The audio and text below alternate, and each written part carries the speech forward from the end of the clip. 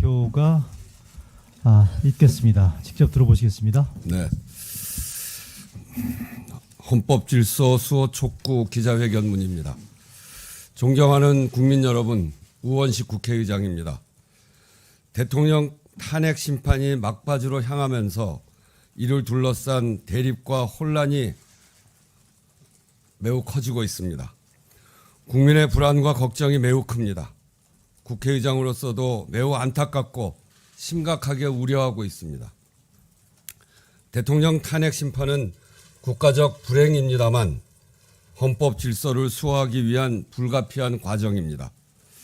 의견이 다르더라도 탄핵 심판의 본령, 헌법 질서의 수호라는 본원적 가치는 절대로 훼손되어서는 안 됩니다.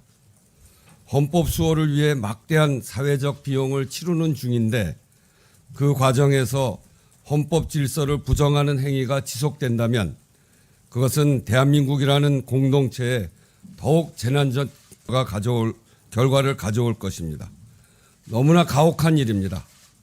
모든 국가기관과 공직자들부터 헌법 수호 의지를 분명히 다짐할 것을 요청합니다. 최상목 대통령 권한대행에게 엄중히 요구합니다. 국회가 선출한 헌법재판관을 즉시 임명하십시오.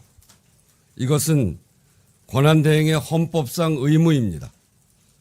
헌법재판소는 대통령 권한을 대행하는 국무총리, 국무위원이 국회가 재판관으로 선출한 사람에 대하여 임의로 그 임명을 거부하거나 선별하여 임명할 수 없고 임명하지 않는 것은 허용될 수 없다라고 판결하였습니다. 헌재 결정으로부터 2주째인 오늘까지도 이 헌법상 의무가 이행되지 않고 있습니다. 이는 첫째, 헌법 질서를 부정하는 것입니다. 헌법재판소는 헌법의 해석과 적용을 통해 헌법을 수호하는 기관입니다. 헌법을 수호하는 헌법기관입니다. 헌재의 결정을 이행하지 않는 것은 공직자로서 선서한 헌법 수호의 의무를 배반하고 헌법에 대항하는 행위입니다. 국회의 권한을 침해하는 상태를 지속시키겠다는 것이며 헌법재판소의 결정을 거부하겠다는 것입니다. 입법부와 헌재의 위헌적 지위를 부정하고 입법부와 헌재의 헌법적 지위를 부정하고 얕잡아보는 태도라고 하지 않을 수 없습니다. 권한대행은 지금 나라의 근간과 공직의 기강을 훼손하고 있는 것입니다. 둘째, 국가적 불안정성을 가중시키는 것입니다. 헌재 결정의 불이행은 우리 경제도 해칩니다.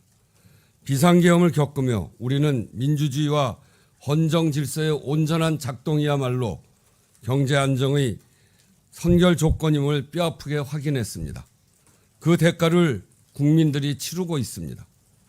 대통령 권한대행이 헌재 판결을 이행하지 않아 헌법재판소 구인체제의 복원, 헌법기관의 온전한 작동이 지체된다는 사실 자체가 대내적으로 나라의 불안정성을 높입니다. 경제 운영의 원리를 누구보다 잘 아는 대한민국 경제 책임자가 절대로 해서는 안 되는 일을 하고 있는 것입니다. 지난 3개월여 대외 신인도를 회복하고 경제와 민생을 안정시키기 위해 쏟은 노력에 반할 뿐 아니라 날로 깊어지는 민생의 고통을 외면하는 행위입니다. 셋째, 사회통합 측면에서도 매우 위험합니다.